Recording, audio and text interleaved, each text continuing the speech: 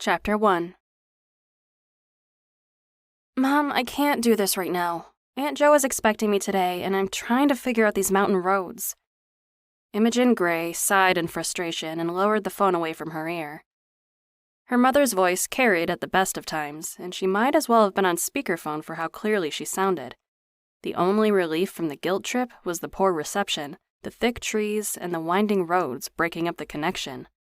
She only heard every few words, and frankly, it was perfect. I realized that you needed me to help with the event this weekend, but I handled all the preparations, so you shouldn't have a problem. Everything is set for you. Just have fun. Imogen, you know how important this fundraiser is for me. I can't believe you just left to go to the mountains. It's not like I'm going on vacation.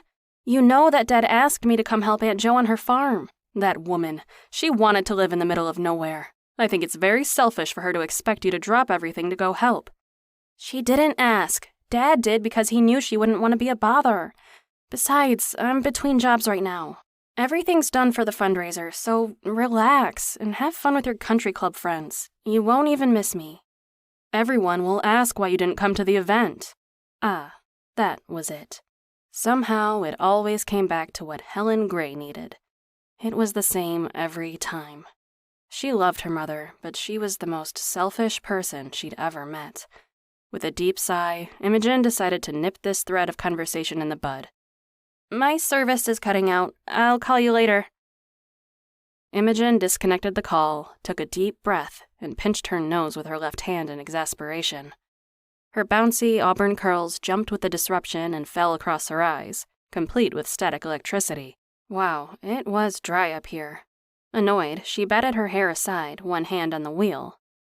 That's when the world shifted. Suddenly, a giant white monster ran into the road directly in front of her car. Imogen slammed on the brakes, but the Dodge Charger wasn't meant to handle gravel roads. She fishtailed before coming to an abrupt stop that had her holding out her right arm and protecting her dog, Cookie, from going forward. Thank goodness for dog safety seatbelts. Now she was stopped and could see properly. It looked less like a monster and possibly a moose? But wait, moose weren't white, right? She rubbed her eyes, wondering if the elevation was causing her to hallucinate.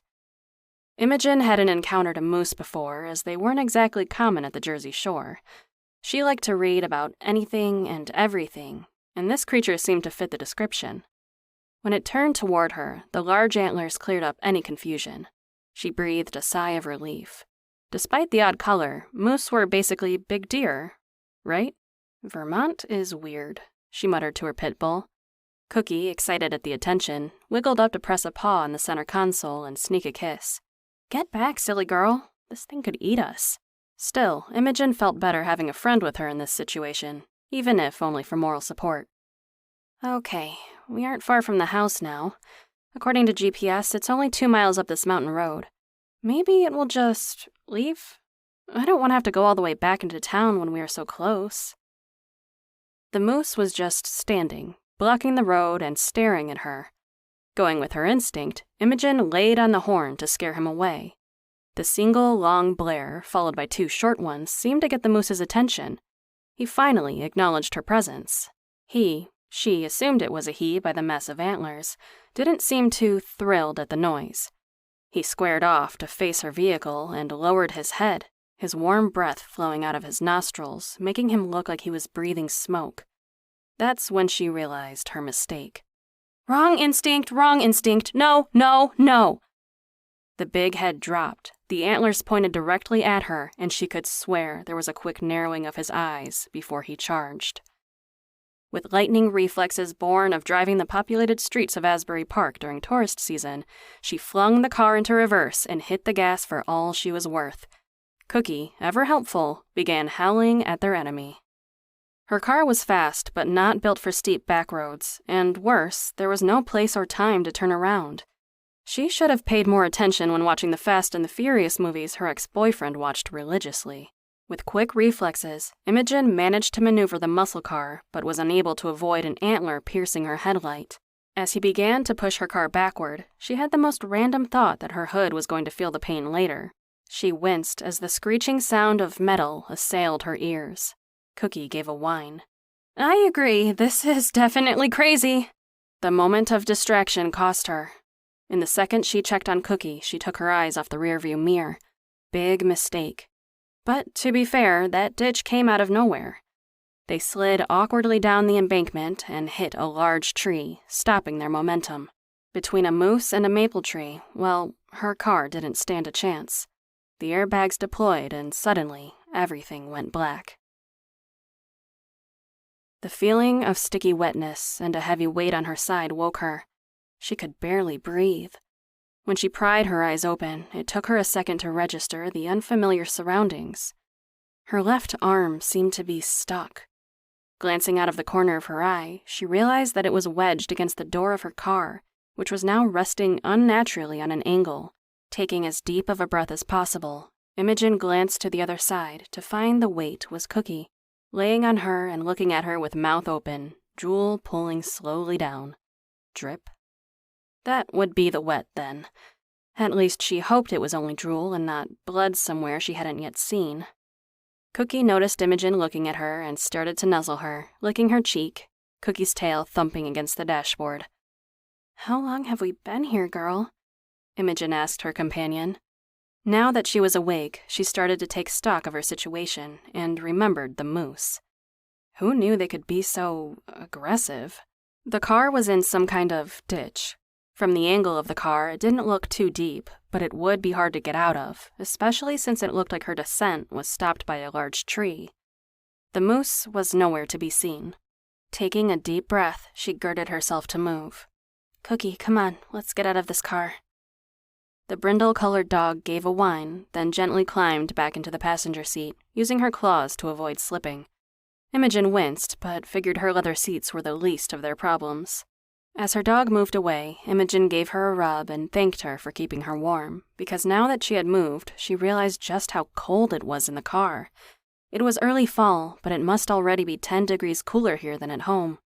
She could now see out of the windows a little better. The woods made it appear later in the day, the thick foliage providing a barrier against the sunlight. It was impossible to gauge the time. Her phone had been plugged in, but must have slid underneath the seat during the accident. She was no Girl Scout, but one side of the road was brighter, making her think it might be closer to dawn. Had she really spent the night in her car?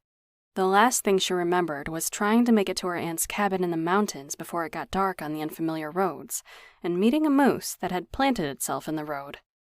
Damn her and her spontaneity. She really needed to learn more about the wildlife up here if she was going to survive the next few weeks. Vermont seemed like a different planet altogether. All she had to worry about at home were the jellyfish in late summer, and the annoying tourists who took over. First things first, she had to get out of the car and determine next steps. At the best of times, Imogen would not consider herself flexible, but needs must. She twisted herself away from the steering wheel, unlocked her seatbelt with some difficulty. Thank goodness she was a rule follower, it might have saved her life, and contorted her body to use her leg to push herself up and toward the passenger door. Luckily, the car seemed to be relatively stable as she manually unlocked the door and pushed it open. The door was heavy, and she had trouble holding it open, but she found her cooler she always brought on road trips for snack time and placed it like a door jamb to give herself room to maneuver back onto the road, her dog following behind easily. Dogs, they really do bounce right back. With the first problem solved, Imogen stood shakily on the roadside and assessed her situation. She had no phone. She did have a cooler with some water and snacks, and thankfully, a coat. Her luggage was in the trunk, which was now pressed accordion style into a pretty large tree, so that seemed unlikely to help her. She'd worked a lot of jobs in her 28 years on this earth, but most of them involved conference rooms or reception desks. The outdoors wasn't exactly her thing unless it involved a surfboard or waterside dining. Imogen took a deep breath, then another, while Cookie waited patiently beside her.